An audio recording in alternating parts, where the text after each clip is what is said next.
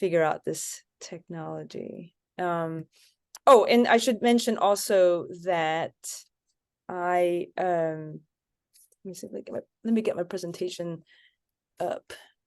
Here we go. Yeah. All right. I should mention that I worked at the CIA while I went to WJI. I was on maternity leave, so I was still an agency employee. And I had worked there for 12 years. And when I went to the World Retreat, this is like it's like a staff retreat that's held every few years. And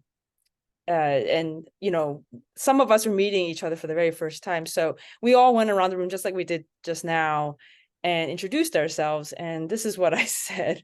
I said, my name's Juliana, and I'm from the Washington, D.C. area. And I used to travel the world, shoot guns, and drive cars like they were stolen. But I left all of that to work for World. So, and it's mostly accurate. I did do all of those things, but it doesn't encapsulate everything I did at the CIA.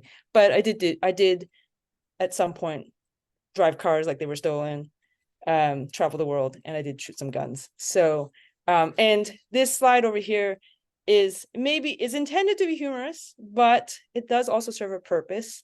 I wanted to emphasize that this is an unclassified presentation. Us people at the CIA always have to classify our presentations so we know that it goes to the intended audience and that they know what they're getting. So I'm not trying to be Edward Snowden or that fellow, I'm blanking on his name, Texera, that I forgot his first name, something Texera, who just decided he was just going to hand all American intelligence to like a bad guy, and sell himself out. So I am not selling myself out because this presentation has been approved by the CIA. So, but yes, and just to prove that I actually did work there, this is a photo of me from around 2009, 2010, when I was in Helmand, Afghanistan. I was at one point certified to shoot an M4, a Glock, and unlike Sydney Bristow from Alias, I know how to hold a gun properly. So don't put your finger on the trigger unless you're willing to destroy something. So always be ready though. So, but yeah, I did travel the world. I've been to Afghanistan twice. I've been to Pakistan before, Malaysia like 4 times, Singapore, Taiwan, Hong Kong. So I've seen a lot, and it's it's a really interesting time. And I have to say that the reason why I put this slide up is that I don't watch a lot of movies, spy movies. People ask me that a lot, and I just don't think that the reality is more interesting, but it doesn't look like you want the myth to be real, and it often isn't. We don't have a lot of flashy, handsome, sexy co-stars walking the halls. A lot of us are probably dumpy, pot-bellied, and not glamorous looking, and that's probably better, I would say. Like this slide would represent, is that more likely than not, your spy is not James Bond, but more like someone from The Simpsons, because they blend in, and that's the key, right? You don't want to be highlighted. You want to kind of like sneak through a crowd with your secret and not be found out.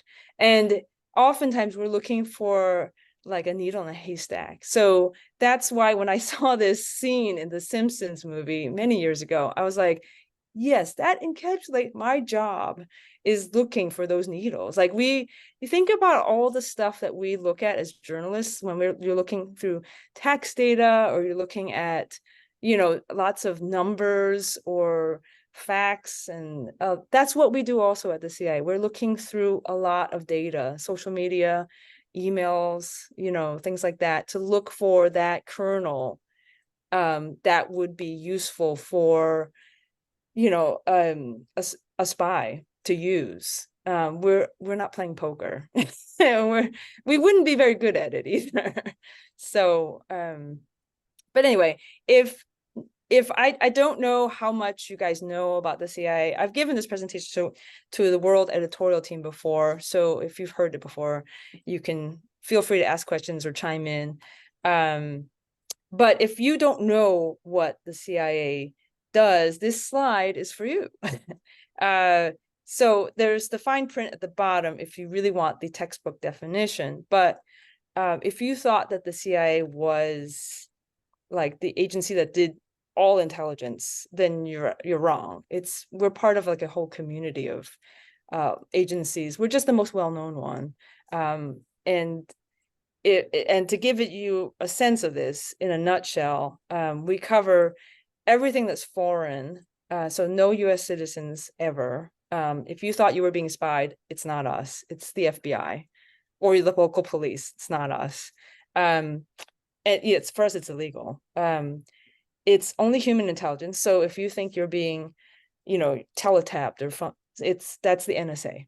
If it's something to do with, if you're afraid that satellites are looking at you, that's not us. That's the National Reconnaissance Agency or the organization or the National Geospatial Agency. And if you think the military is, looking you up, that's the Pentagon. We also brief the president every day. So think about, this presentation is about how like journalists and intelligence agents are, kind of do the same work. I think that represents itself when we brief the president every day. So POTUS is our term for the president of the United States. We give him a secret newspaper basically every single day called the Presidential Daily Brief. And it's represents every intelligence, every activity that we've covered in the last 24 hours. He gets a secret briefing. It's only he can read that, or she, whatever. And the vice president too. And whoever else he deems important. So like, maybe the Secretary of State or, the defense director, whoever he deems important enough to get this, or maybe it's relevant to them. So that is kind of like our secret journalism that we're kind of employing. We're collecting facts, we're doing data collection, we're reporting without any bias, and we are not being policy prescriptive like a journalist would not. A journalist would not tell a policymaker what to do, just like a CIA analyst would not tell the president what to do. We're just telling you the facts, telling you what happened. It's just, for us, it's secret, and for a journalist, it's public, right? So, and we do something called secret squirrel. Well, we call it covert action, but you guys can call it secret squirrel stuff. So I don't know if any of you know this gentleman on the left side. If you do, you feel free to chime in. I don't know if any of you guys are familiar with like terrorists and stuff, but this guy, his name is Ayman al-Zawahiri, and he met a grisly end not recently, like a couple years ago. Drone strike. I think you can probably credit the CIA with that. I can't divulge like the details of covert action, but you can kind of see it, the results of it the next day, right? Like somebody ends up dead off the enemy combatant field, and somebody is like, what happened? That stuff is kind of stuff that we're involved in. So anything that involves arresting people, making policy, like I said in the slides, that's like other people, FBI, your local police, other intelligence agencies. So but we can get credit for all the covert action, presidential daily brief, and anything that involves human intelligence. So that's like gossip you hear, if people are chatting about something over email, phones, we're talking over the phones, that's stuff that we are privy to. And my phone's going off. I'll just have to let it go. It's my husband's birthday, by the way. So that might be why the phone's ringing. So yeah, it's just a voicemail. Anyway, maybe I'll listen. Is there anyone? Are they going to sing happy birthday? No, I guess not. Okay. So I've only got like 2 more slides anyway. So so this is a screenshot of what was allowed to write in my resume. So to give you, if I had to sum up my career in 2 blurbs, it would just be, I worked for the CIA and I worked for World. Those are it. Those are the only 2 things on my resume. I don't have anything else. You could, I mean, you could include my college and my hobbies and my GPA or whatever. That's it. I've been working for about, I don't know, 15 years or something like that, 20 years. And those are the 2 things that I prize. And those are the 2 things that I've done. So I hope to do more, but this is where my official title was a target analyst. And even though, if this doesn't make any sense to you, I just wrote down in a nutshell what I actually did to kind of explain this to you.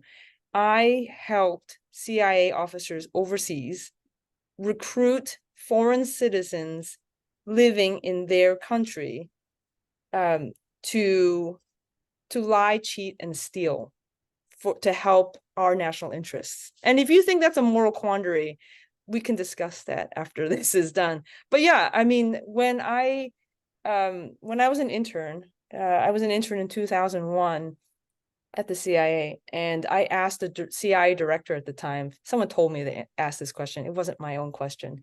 I asked the director, how do you feel knowing that you are in charge of an agency that employs people who lie, cheat, and steal for their country? It's something that I'm sure as a Christian you would think of, like, how do you square that? Do the ends justify the means? Because that's the kind of, in a nutshell, that's what we do. I have lied before. I have, I've lied to people right in their face about what I did for a living. And I felt okay with it. I didn't, because that's what I was told to do. So, and some of the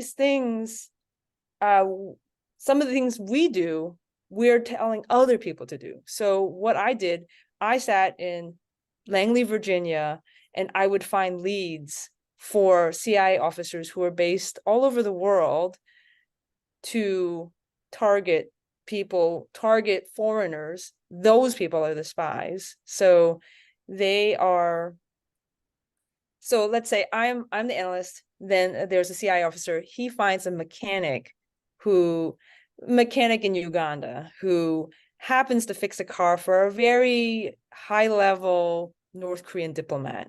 That guy might be interesting because he has access to that guy's car, and he has access to that guy, his bank account, or his personal data. He's got a phone, the phone number.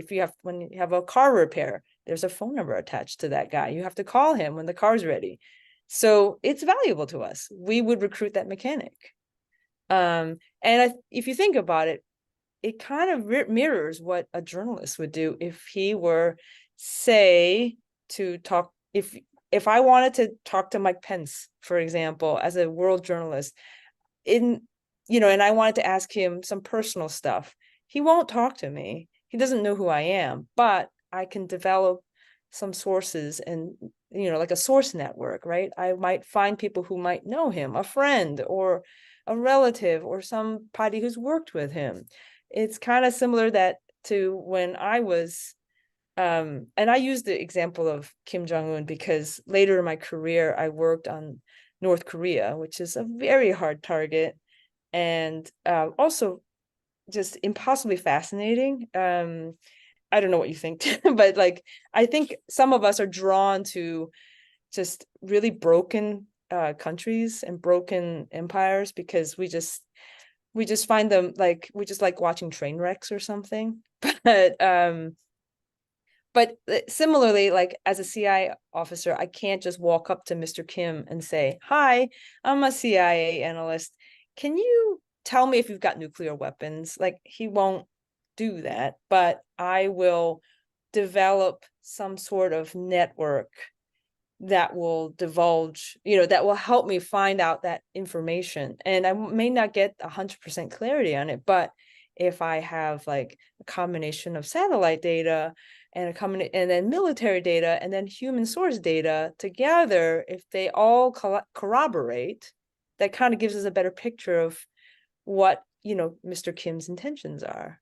Just like, say, if you're doing a profile on Mike Pence, but you don't have Mike Pence's words, you can talk to all the people around him, and that will help you determine, whether, the words that he's saying are accurate and corroborate what other people are saying. So, yeah, and that's, I mean, I don't know if you guys agree with me on that, but that's kind of how I see it. These are my two worlds kind of colliding together, and how I've learned to apply my job, my previous life, to my current life.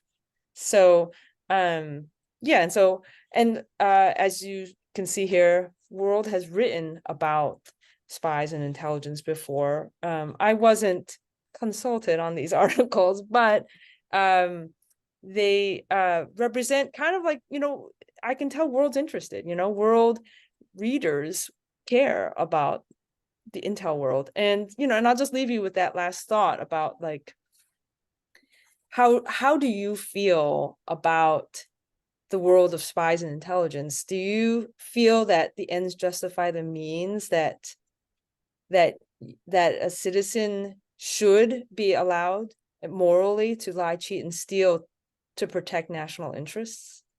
There's no right or wrong answer, but I'll just leave you with that as I conclude my presentation.